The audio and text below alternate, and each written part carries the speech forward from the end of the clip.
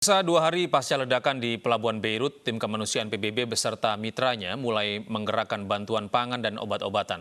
Sementara itu, aksi protes dilakukan warga Lebanon menuntut pemerintah bergerak cepat mengatasi situasi darurat.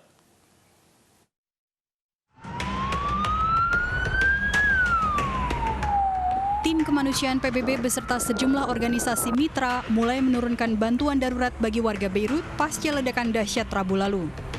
Kantor PBB Urusan Koordinasi Bantuan Kemanusiaan menempatkan beberapa ahli dari Badan SAR Internasional, INSRAK, serta Badan PBB untuk Koordinasi Penanganan Bencana, UNDAC. Koordinator Bantuan Kemanusiaan PBB untuk Lebanon, Nayati Rohdi, mengatakan jumlah dana yang digelontorkan PBB mencapai 9 juta dolar Amerika. Dana tambahan juga akan dikeluarkan oleh Pusat Unit Respon Darurat CERF untuk memperkuat kapasitas rumah sakit di Beirut. Bantuan PBB lainnya termasuk perluasan unit layanan intensif ICU dan menyediakan peralatan mengatasi trauma, ventilator, obat-obatan, dan alat-alat medis.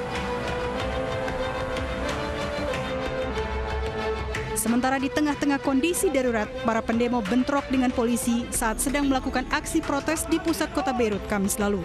Polisi membubarkan massa dengan gas air mata. Ketegangan meningkat di Beirut pasca ledakan yang menewaskan 135 orang dan melukai 5.000 lebih warga. Rakyat Lebanon juga sempat memprotes kedatangan Presiden Prancis Emmanuel Macron.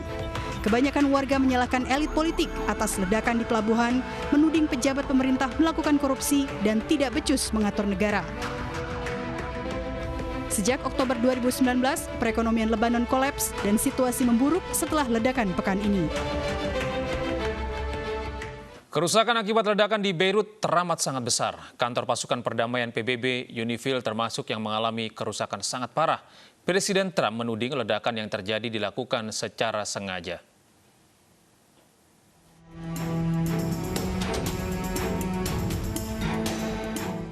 Kantor pasukan perdamaian PBB UNIFIL ikut rusak parah akibat ledakan dahsyat di kota Beirut Rabu lalu.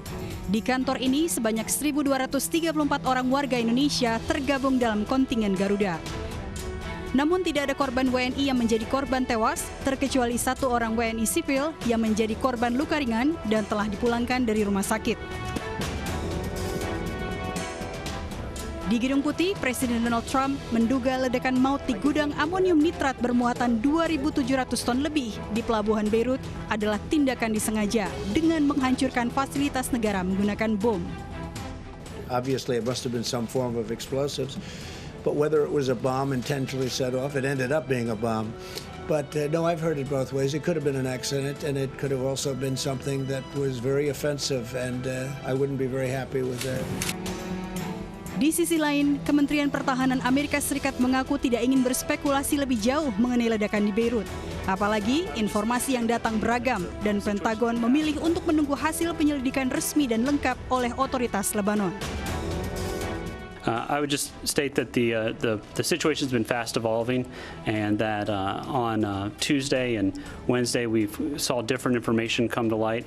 The President and the Secretary have both been consistent that we've reached no definitive cause for the explosion, and that information is still coming in. We're going to continue to assess it.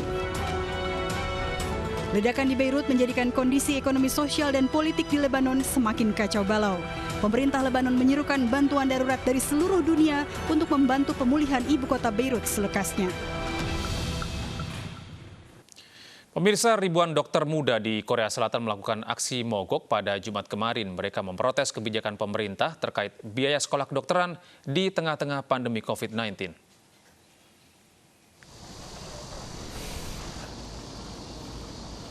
Di ibu kota Seoul pada Jumat kemarin, mayoritas adalah dokter magang serta dokter penempatan wilayah yang menentang rencana pemerintah Korea Selatan untuk menaikkan biaya masuk sekolah-sekolah kedokteran demi ketersediaan tenaga dokter di Korea Selatan. Para dokter muda ini menilai rencana pemerintah adalah kebijakan populis yang hanya akan membuang-buang uang pajak untuk membiayai sekolah-sekolah kedokteran berkualitas rendah. Mereka menuding pemerintah hanya menawarkan dukungan keuangan minim bagi program praktik dokter dan gaji yang sangat rendah. Tidak ada laporan kekacauan situasi di rumah-rumah sakit di Seoul akibat aksi mogok para dokter. Namun, Wakil Menteri Kesehatan Korea Selatan Kim Gang-lip menyesali tindakan tersebut karena dapat membahayakan jiwa pasien jika mereka kembali ke rumah sakit.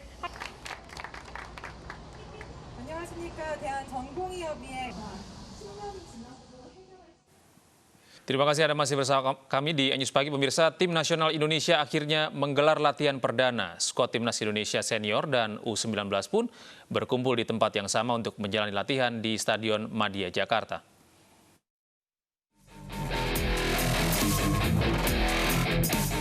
Timnas Indonesia Senior dan U19 telah menggelar latihan perdana di Stadion Madia Senayan. Meski begitu, tidak semua pemain yang dipanggil ikut menjalani latihan perdana ini. Untuk Timnas Indonesia Senior, sebanyak 5 dari 29 nama pemain tidak hadir pada latihan perdana. Mereka adalah Ilyas Pasoyevic, Osvaldo Hai, Zulfiandi, Asnawi Mangku Alam, dan Arfan. Hanya Suaso saja yang ketahuan masih berada di Bali mengurus anak perempuannya yang patah tangan. Sementara 4 pemain lainnya tak diketahui alasan absennya. Sedangkan untuk Timnas Indonesia U19, sebanyak 9 pemain dari 46 nama yang dipanggil tak ikut berlatih. Tak diketahui juga alasan mereka absen dalam latihan perdana ini. Terkait absennya sejumlah pemain itu, Ketua Umum PSSI Muhammad Iriawan mengatakan karena mereka melakukan isolasi mandiri. Ini kan 14 hari itu karantina, jadi memang protokol kesehatan demikian, 3 kali swab dilakukan. Ada pemain yang baru datang, ada yang belum datang juga malah. Nah, sehingga sekarang 14 hari, akhirnya kita lakukan percis hari ini untuk mulai latihan. Ya. Baik senior maupun U19. Ya. Jadi hari ini sudah mulai, berikutnya nanti Sintayong akan membuat program. Sampai tanggal berapa nanti dijelaskan oleh Dirjen. Sebelumnya, Timnas Indonesia sendiri sudah menjadwalkan latihan perdana pada 25 Juli 2020. Akan tetapi, agenda itu tidak dapat terlaksana dan mundur hingga 1 Agustus 2020. Namun jadwal itu kembali mengalami kemunduran karena hasil tes swab para pemain dan ofisial belum keluar. Kini setelah penundaan beberapa kali, akhirnya latihan perdana Timnas Indonesia Senior dan U19 bisa terlaksana.